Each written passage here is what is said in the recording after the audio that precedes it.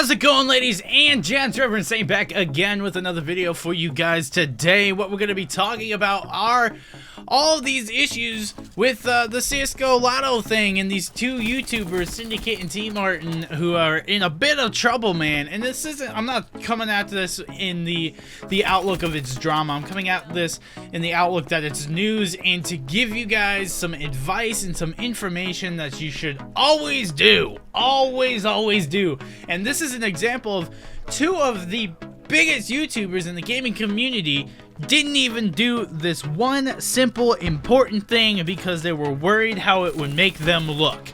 You should never ever do that, man. You should never do that. So anyway, if you don't know what's going on, basically Tmartn and Syndicate have been making videos for the better part of a year now, maybe even a little bit longer than that. I can't even remember when this all started, on CSGO Lotto. Basically, you go there, you bet skins, and you can win skins, and you can actually turn around and sell these skins for money on CSGO, or from CSGO.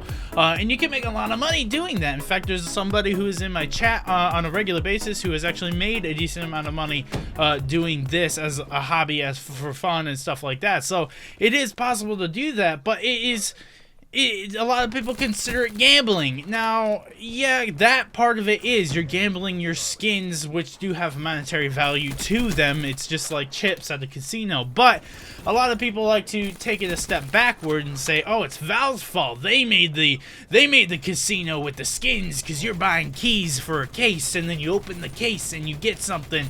That's not true. That is not betting, because that is an item you are getting for that monetary value. You are getting something that is an item in the game. It's within the game. That's what you're paying money for. You're not paying money to go bet it. You're paying money to have that in the game. What you do with it after that, it doesn't matter. It's essentially like you going to a vending machine at a store, putting a quarter in and getting one random toy out and then selling it at a garage sale for 10 cents. You know, it's the same concept as that. But CSGO Lotto is actual betting of skins, which do have a monetary value, but that's how they get around it. That's the loophole around it. But so they've been making these videos for quite some time, and it comes out that they initially said, they had stated this, and I remember them stating this because I was there when they said it, and Nadeshot was somebody who also stated this when I saw him do it for the first time. Was that the website actually gave them a bunch of skins to bet with, and Nadeshot was the person who mentioned it the most when I watched him do it on his live streams. He would always mention, "They gave me the skins, that's why I'm willing to bet all this money, that's why I'm willing to bet this stuff that has such a monetary value, because it wasn't my money in the first place." And he would say that a lot, alright? So basically they had given him, and Syndicate had mentioned they gave him, and Tmartn had mentioned that they had given him skins as well in order to promote them to make like a betting series and make entertaining videos, right? Well, it turns out that actually Tmartn is the president of the company who runs the site. Or the president owner of the actual website, and well, you can see where that gets a little bad, because that means, who knows what that means actually. It means he's getting a monetary value behind every single one of these videos, and the more people use the website, obviously he gets more money. And it's the same thing with Syndicate. Syndicate's not the president, but he is one of the majority shareholders in the company, and that's bad. You have to state that. You can't go make videos and say, "Hey, you guys should go do this. Here's the link to the site down here if you want to try it out." You can't do that and say, "Oh, but I'm not the owner. All they did was give me skins to bet with." That's not true. And they've come out and said, "Oh, it's not been a question or Tmartn came out and said it's not been a question that I've been an owner," which is not true. I had no idea. When it comes to Syndicate, though, this is his third time he's had issues with the FTC in the past 3 years, I guess. The first time was with his game Dead Realm, but I don't understand why that was an issue at all. A lot of people said that he did not disclose that he was part of the company or part owner of the company that did it, or part of the game, and I'm like, from the start I knew that. Like, I remember watching his first video and I was like, he mentioned something about like him and a couple other YouTubers making this game, so he did mention that. I did know that, so I don't understand why that one's there.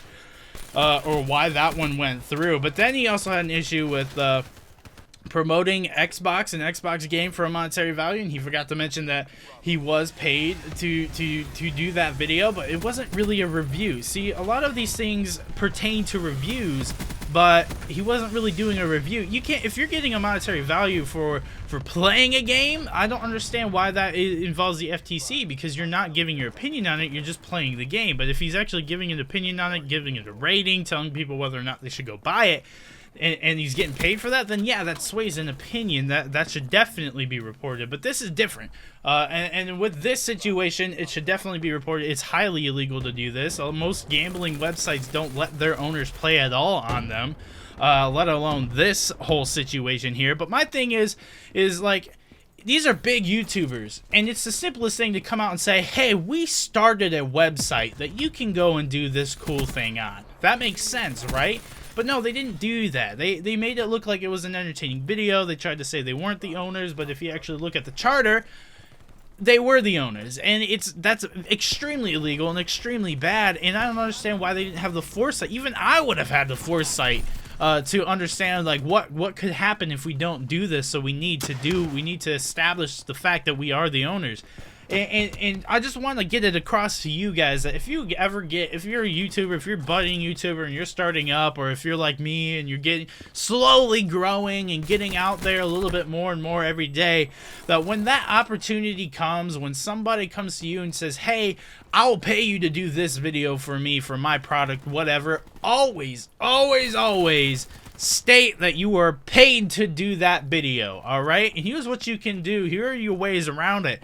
Always do, if you do those videos, if you do a sponsored video, always make sure you enjoy that product, or you actually support that product before you do the video, the paid video, so that when you're actually giving your opinion, you can honestly say that it is an honest opinion, and it is truthful, and it is not swayed by the fact that you are paid, and then you have no problem saying the fact that you are paid. I myself actually have had this situation already, even though I'm smaller. If you guys remember, a couple of months back, earlier at the beginning of the year, a website called OpsHead, it was a gaming news site, had approached me.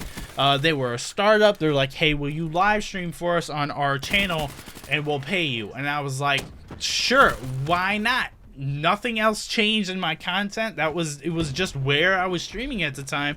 So I did it, and I always made sure that I told you guys, and if anybody asked, I always told them. So anyway, that's it, guys. That's all I really wanted to say to you guys. And as far as like people looking up to these guys, don't let it hit you too hard, man. It was probably just a mistake. Most likely, I don't think they were actually trying to scam people, especially with where these two guys were in the YouTube space. They're already extremely successful. They have the money. It's not like they were trying to scam people, I don't think.